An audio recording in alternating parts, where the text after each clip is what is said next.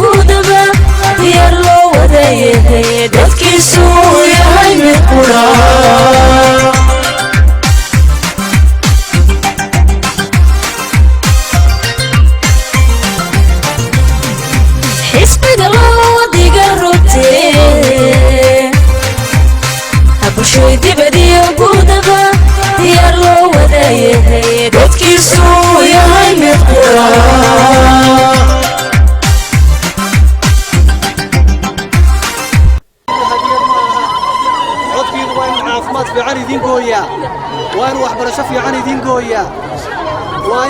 وين نور في عن دين قوية عدتي لهدينا كوب حننا ما شاء الله تبارك مليان تتقام سبعة كفر الدورتان واحد كفر الدورتان وحي دي سنان هنا ريال سنان هربوا شيء وعني روح الريال وحي إلا إلى حساب طبو شعبنا غير قبلي ودهان إنه هذا قريب ودقارو فالمعنى هذا علمنا إياه مرر كلام الشيخ يسنطلنا وقتها كوبا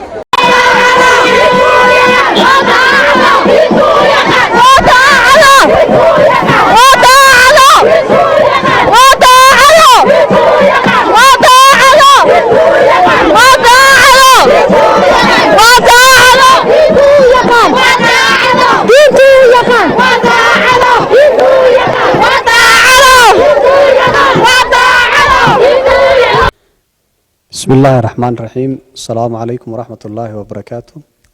وقهرين وحنا محد علنا إله سبحانه وتعالى وحفلة ديمانتا مرشحين تحسبي أعيد يعني كم بيتكهاي كوقبتين يعني